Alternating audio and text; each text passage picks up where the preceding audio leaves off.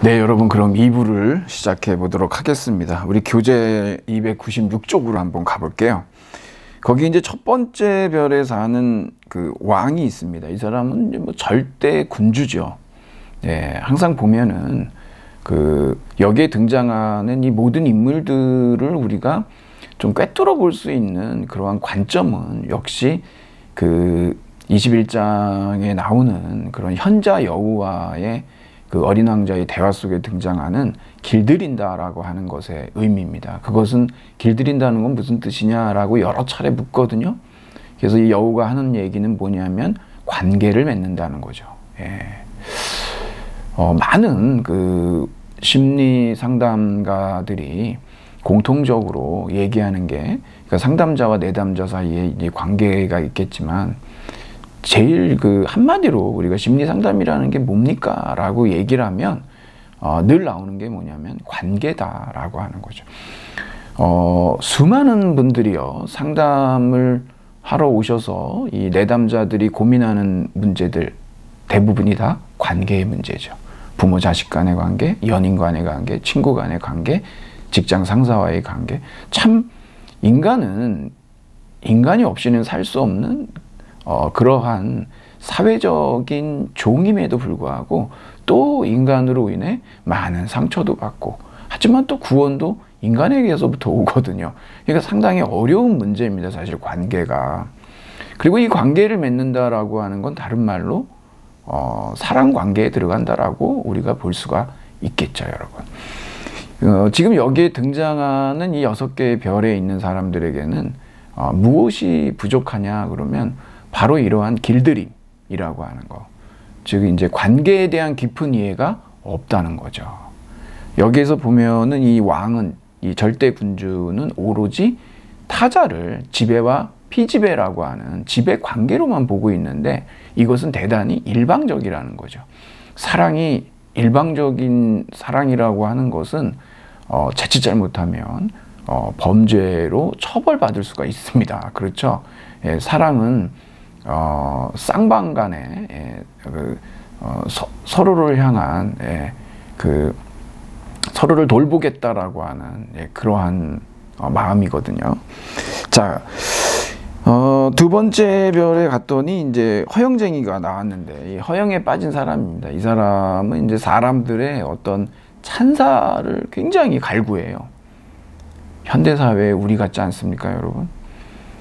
저도 지금 유튜브를 통해서 여러분들을 만나고 있지만, 아마도 뭐, 방송에 출연하는 것보다도 유튜브로 성공하는 것이, 더 유명인이 될 수 있다라고 하는 것 같습니다, 지금은. 예, 많이들, 손안의 TV고 손안의 유튜브니까요. 그렇게 유명인이 되고 싶은 거거든요. 지금 여기에 등장하는 이 허영쟁이도 마찬가지입니다. 결국은 그런 관계 속에 들어가면 어떻게 될까요, 여러분? 자기 자신이 누구인지 지금도 인간은 인간에게 정말 이방인이거든요. 예. 그런데 더더욱 몰라지겠죠. 아마 자기 자신에 대한 자기 성찰은 대단히 낯선 작업이 될 수도 있고요. 항상 다른 사람이 무엇을 좋아하는지, 우리 자기 개발이라는 게 결국 자신을 바꾸고 남들이 원하는 나의 모습을 갖추라라고 하는 그러한 정말 말도 안 되는 하나의 어떤 그 사회적 담론 아니겠습니까? 그런 것들이 이제 문제라고 지적이 됐는데, 특히 허영쟁이 같은 경우는 그럴 수밖에 없는 거죠.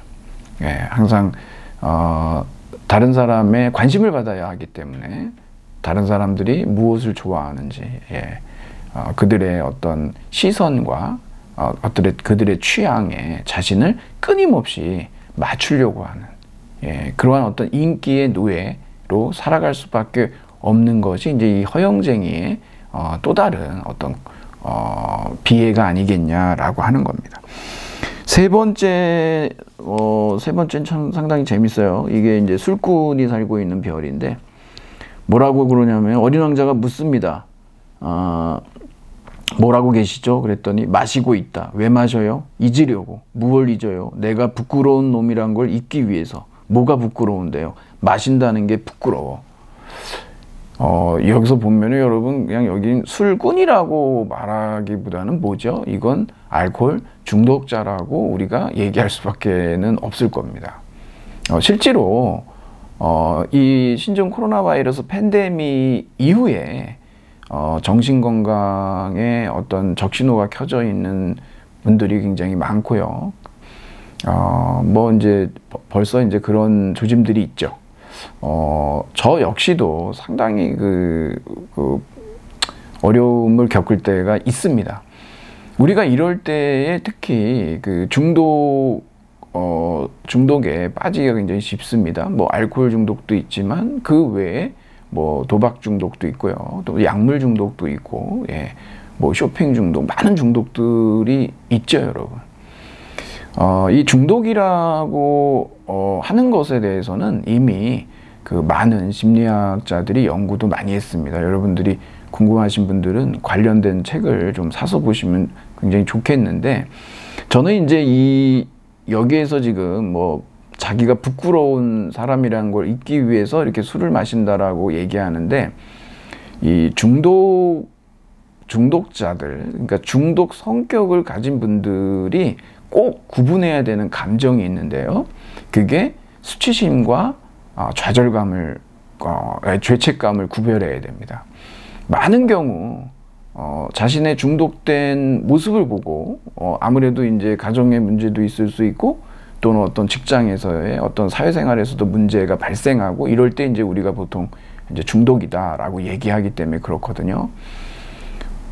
그러면 이제 자신의 어떤 그 중독으로 인한 자신의 행위, 자기의 모습에 대해서 수치심을 느끼는데, 수치심을 느끼시지 마시고, 예, 그건 왜냐하면 자기 인간 존재에 대한 평가에서 오는 건데, 그렇게 접근하도록 중독 그 물질들이 만들죠.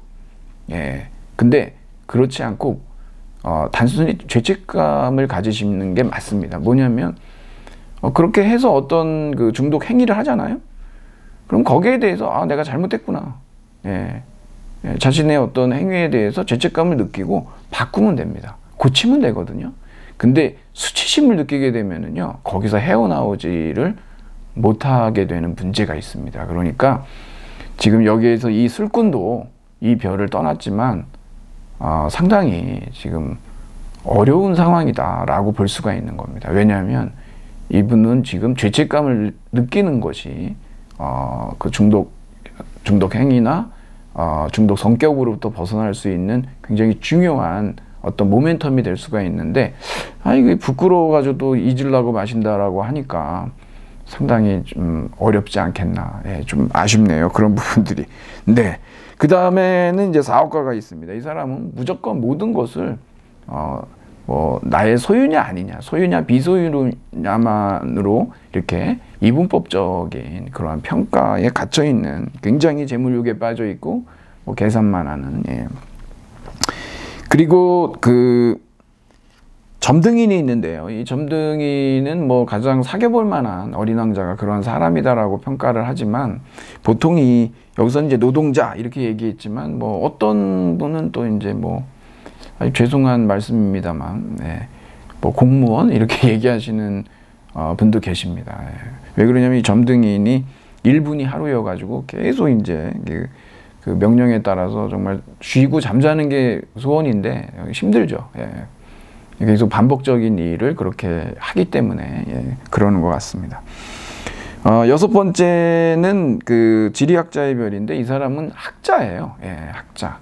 이 학자들이 가지고 있는 특징이 뭘까요? 이 사람들은 결국 체험보다는 어떤 지식, 예, 정보, 예, 지식하고 정보하고 좀 차이가 있는데, 정보는 좀 유용한 지식이죠. 예, 그냥 지식하고 다르지만 어찌됐든 뭐 이 사람이 가지고 있는 297쪽에 보면 참 우리한테 좀 곱씹어볼 만한 내용인데, 덧없는 것들은 다루지 않고 영원한 것들, 산 같은 거 있잖아요. 안 변하는 거. 뭐 조선시대에도 저 산이 있었고, 예, 지금도 있듯이 그런 산만 우리는 뭐 영원한 것들 다루지, 덧없는 건 안 다루고, 그리고 우리는 체험 안 한다. 예, 우리는 그냥 정보, 지식만 모은다. 이제 지리학자로서의 그 면면을 드러내 보여주는데, 그러다 보니까 변하지 않는 것들보다 덧없는 생명체들이 더욱 중요하다는 사실을 작가가 일깨우고 있는 게 아니냐.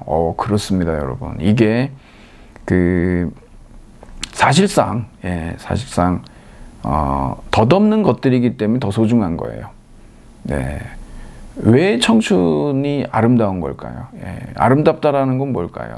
덧없는 거니까. 결국 다 흘러가거든요. 이건 너무 아쉽죠.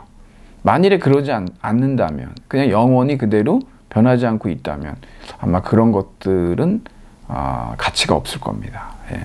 그러니까 여러분들도 한번 이런 면들을 잘 한번 생각해 보시고, 지금 우리의 이런 변화무쌍한 이러한 삶들이 그냥 덧없이 흘러가고 뭐 무의미한 것 같아도 사실상 이 속에서 우리가 얼마든지 그러한 의미들을 정말 찾고 그 의미의 광맥들을 찾아나가고 만들어가야 된다라고 하는 거, 그걸 이제 조금 이따 제가 또 이 니체의 짜라투스라는 이렇게 말했다를 통해서 또 살펴보도록 그렇게 하겠습니다. 자, 그 다음에 여러분 297쪽의 이별과 죽음, 이건 아까 얘기를 했습니다. 참 안타까운 거는 뭐냐면, 여러분 우리 만난다라고 하는 건 뭘까요? 거기엔 뭐가 전제가 되어 있을까요? 이별이 전제가 되어 있죠. 만남에는 이별이 전제가 되어 있습니다. 그래서 우리 이제 불가에서 우리 사성제라고 하는 게 있어요. 4가지의 아주 거룩한 진리가 있습니다. 성스러운 진리가 있는데 고집멸도라고 이렇게 얘기하죠. 고에 보면은요, 인간의 고통, 팔고라고 그러죠. 사고, 팔고. 생로병사라고 하는 사고가 있고, 또 4가지가 더 있어서 팔고라고 얘기하는데, 우리가 이제 사랑하는 사람하고 꼭 헤어집니다. 애별리고라고 그러죠. 원수는 꼭 만나요. 원증, 회고라고 하고, 구하지만 얻질 못합니다.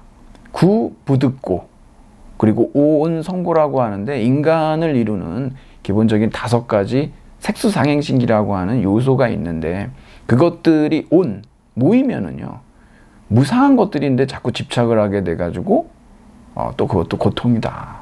이 불교의 어떤 무화서를 같이 이제 얘기할 수 있겠지만 결국 그거죠. 애별이고, 결국 우리의 만남이라고 하는 것은 이별을 전제하고 있는 것이다. 참 그렇습니다, 여러분. 그러니까 여러분들이 298쪽도 한번 그렇게 보도록 하시고, 아무래도 여러분 우리 292쪽의 그 사랑과 길들임의 미학 21장이죠. 이것을 또 살펴보지 않을 수가 없습니다. 그 사랑과 길들임, 어린 왕자에 나오는 여러 주제들 가운데 처음부터 끝까지 관통하는 가장 중요한 삶의 주제다. 왜 그러냐면 이 장미, 아주 변덕스럽고 허영심이 많고 거짓말도 하고 의심도 많고 이러한 장미하고의 어떤 또 사랑도 있습니다. 나중에 깨닫거든요. 지구별에 와서 말이 아닌 행동으로 판단했어야 한다. 여러분도요, 사실 이 말이 어떤 의미에서는 굉장히 큰 울림을 주는데요. 사랑하는 사람하고 어떤 말을 나눈다 보면은 인간의 말이라는 게 그 소통의 어떤 도구도 되지만 불통의 원인도 되죠. 하지만 아마도 그 사람의 행동을 보면 그 사람이 나를 사랑하는지 그렇지 않은지는 단박에 알 수 있을 겁니다. 그리고 말보다 그 행동이 더 웅변적이다라고 여러분들이 이렇게 생각해 주시면 될 것 같고, 자, 여기에서 이제 그 293쪽에 가보면 거기에 중간에 보면 말이 아니라 행동으로 그 꽃을 판단했어야 한다라는 얘기죠. 그 오천송이의 꽃을 보는 정원이 있었어요. 하지만 그 꽃은 별 의미가 없죠. 왜?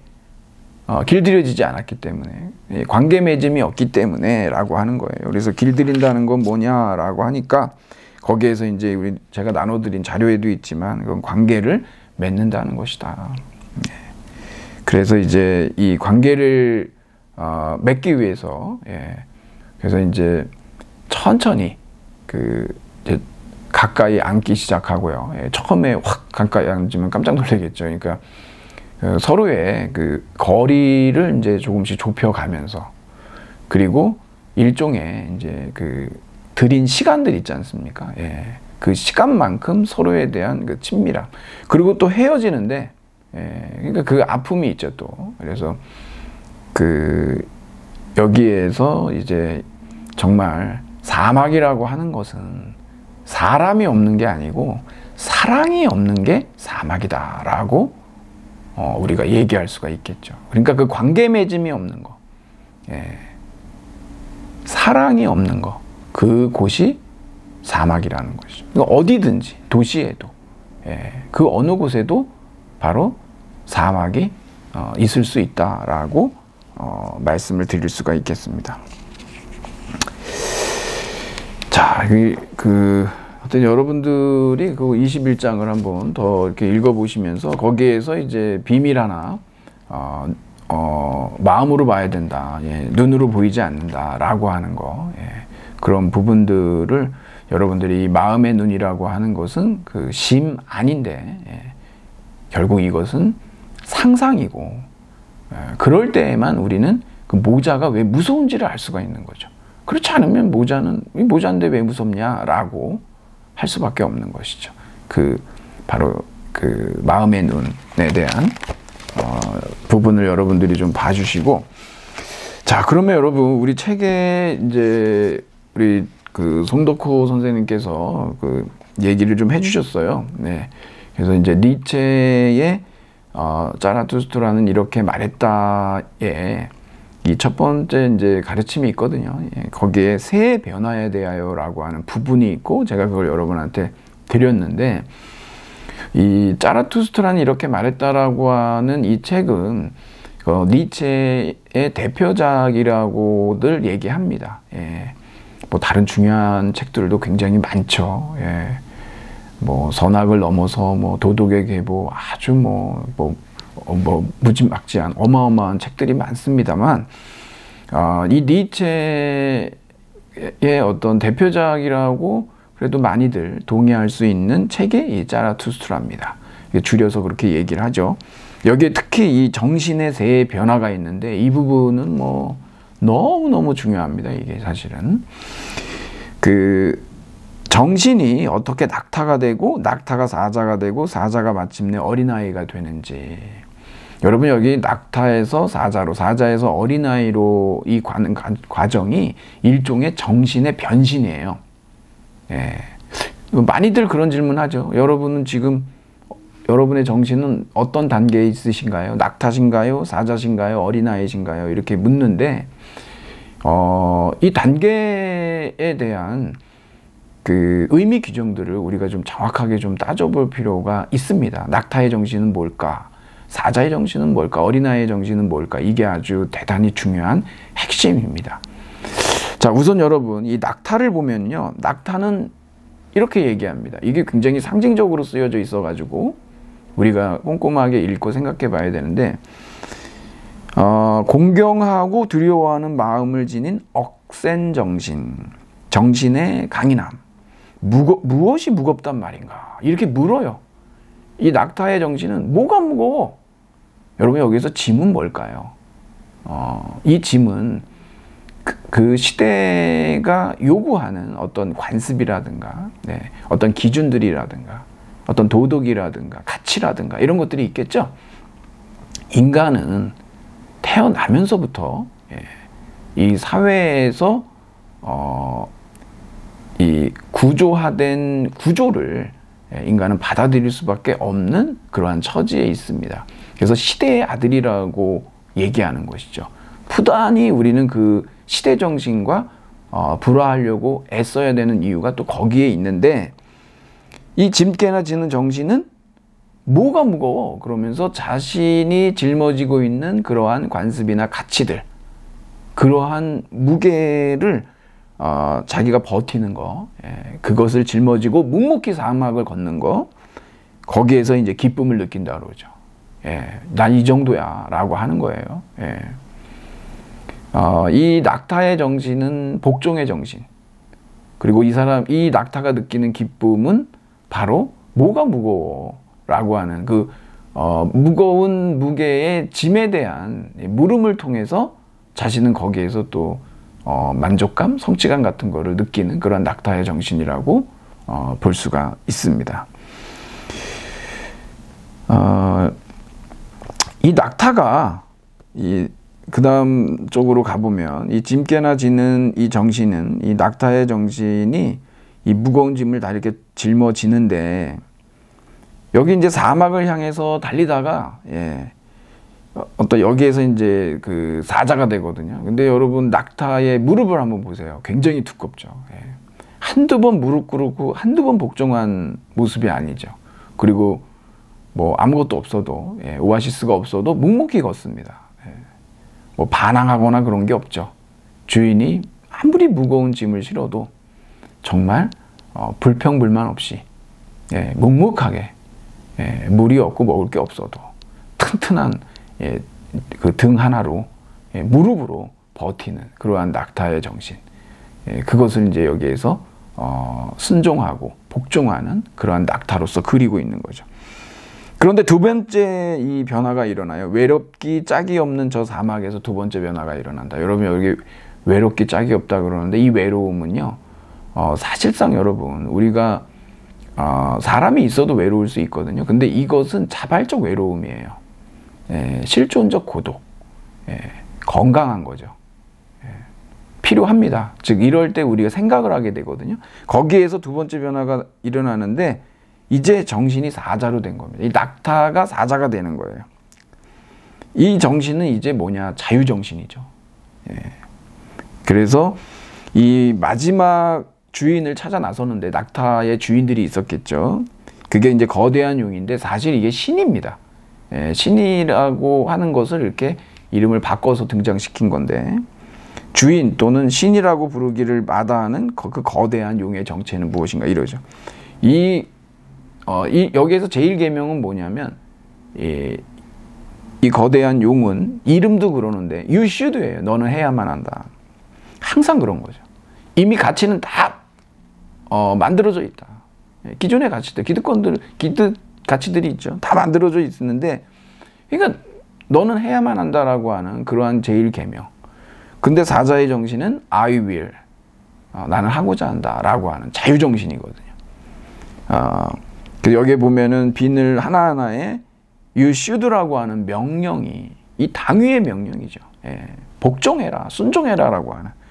그래서 모든 사물의 가치는 내게서 찬란하게 빛난다. 가치는 이미 모두 창조되어 있다. 그렇죠. 그냥 따르라는 거죠. 그런데 사자는 새로운 가치의 창조는 하지 못하지만 적어도 그 새로운 가치의 창조를 위한 밑돌로서 자유를 쟁취하고 있습니다. 그래서 이 사자는 자유를 쟁취하고 의무에 대해서조차 뭐뭐 해야 한다라고 하는 그런 의무들 있잖아요. 그런 것에 대해서조차도 아주 경건하게 아니오라고 말할 수 있는 사자라는 거죠. 아니오의 정신. 하지만 무엇인가 새로운 것 창조는 지금 못하고 있어요. 그냥 부정의 정신이고 자유의 정신이고 저항의 정신인 거죠. 기득 가치에 대한 저항은 있지만, 그렇다고 새로운 가치를 뭔가 창출해내거나 만들어낼 수 있는 그러한 창조 정신은 아니라고 하는 것을 여기에서 이제 얘기하고 있는 것이죠. 하지만 새로운 가치를 위한 권리는 쟁취했다. 왜? 그게 자유니까요.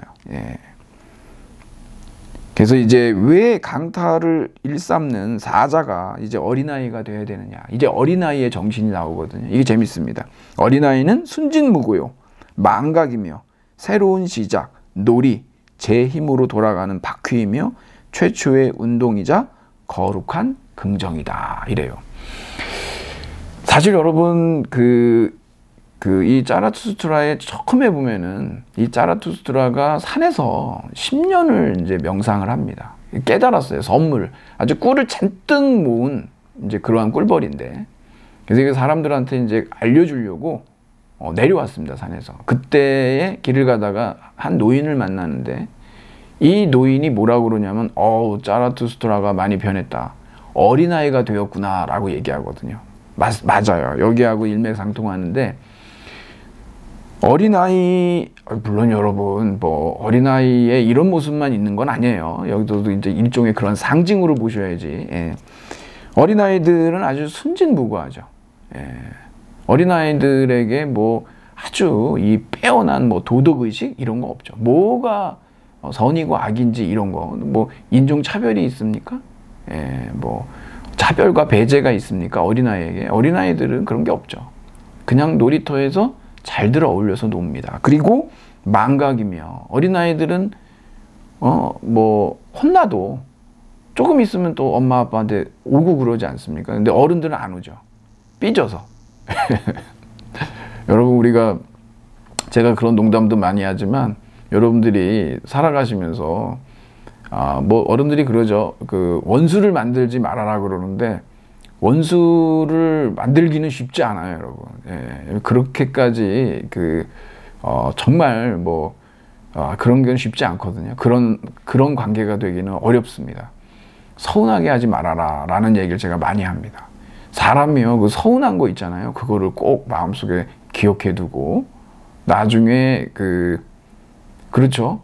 누구 잘 되게 하는 거는 못해도 누구 안 되게 할 수는 다들 있지 않습니까? 그래서 나중에 가서 이제 부메랑으로 이렇게 다가올 수가 있습니다. 그러니까 여러분, 여하튼 간에. 근데 어린아이 같으면은 그냥 잊어버리고 오는데, 어른들은 안 그렇습니다. 예, 계속 기억하고 있어서 아주 이렇게 마음이 이제 그렇죠. 새로운 시작, 뭐 놀이. 예, 아이들은 뭐 놀이도 뭐 자기네들이 새롭게 만들어서 놀잖아요. 예, 룰도 바꾸고, 뭐 이렇게 하자, 뭐 이렇게 저렇게. 제 힘으로 돌아가는 바퀴이며 최초의 운동이자 거룩한 긍정이다. 이 어린아이를 통해서 얘기하는 건 새로운 가치의 창출입니다. 창조입니다. 니체가 맞닥뜨린 세계는 어땠냐? 신의 죽음, 즉 목적론과 이원론의 죽음이거든요. 새로운 가치는 나오지 않고 옛 가치는 이미 힘을 잃었어요. 허무주의의 시대입니다. 어린아이의 정신이 필요하다는 거죠. 새로운 가치. 얼마 전에 Let's BTS에서 RM 김남준 씨가 그런 얘기를 합니다. 김남준의 행복은 내가 찾아야지 다른 사람이 찾아주는 게 아니다. 참 지당한 얘기예요. 왜냐하면 여러분, 이 세상에 우리는 근대 과학 대혁명 이후에 다윈의 진화론이 있고, 천문학혁명이 있었고, 역학혁명이 있고, 그걸 통해서 우리가 깨달은 거, 이 우주에는 어떤 목적도 없고 인간의 삶에 의미도 목적도 없다는 거. 끝이냐? 아닙니다. 즉 여러분 각자의 삶의 목적과 의미는 여러분이 찾는 거예요. 여러분이 만들고. 그것이 바로 이 어린아이의 정신이에요. 예, 그러기 위해서는 낙타의 정신도 사자의 정신도 다 필요하죠. 그러고 나서 어린아이의 정신으로 오는 겁니다. 이제 여러분만의 고유한 그러한 삶의 의미와 목적들을 찾아 나가시는 것이 매우 중요하다는 거죠. 그래서 이제 여기에서 이렇게 얘기를 한 건데, 끝으로 저는 여러분에게 이런 얘기를 좀 드리고 싶습니다. 정말 우리에게 어떤 가치가 여전히 인류의 미래를 밝게 하는가. 그거 제가 성경에 고린도전서 13장인데 이걸 사랑장이라고 하는데, 이걸 종교적인 의미를 떠나서 이 바울이라고 하는 사람이 상당히 좋은 얘기를 했다라고 생각합니다. 내가 사람의 방언과 천사의 방언으로 말을 할지라도 내게 사랑이 없으면 울리는 징이나 요란한 꽹가리가 될 뿐이다. 그래서 사랑은 없어지지 않습니다. 그러므로 믿음, 소망, 사랑, 이 세 가지는 항상 있을 것인데 그 가운데 으뜸은 사랑입니다. 여러분, 사랑이라고 하는 것은 이런 사막 같은 세상에서 너무나 필요한 그러한 가치인데, 결국 서로를 돌보라고 촉구하는 그러한 충동이고, 그리고 사랑하는 능력은 우리의 DNA에 이미 들어있습니다. 인간의 아주 본성이고, 이러한 특별한 유전자를 우리가 발휘해서 정말 새로운 가치를 창조했으면 어떨까 싶습니다. 여러분, 사랑은 없어지지 않습니다. 네, 사도 바울의 이야기였습니다. 이것으로 오늘 수업을 좀 정리하고요. 여러분, 장시간 수고하셨습니다. 감사합니다.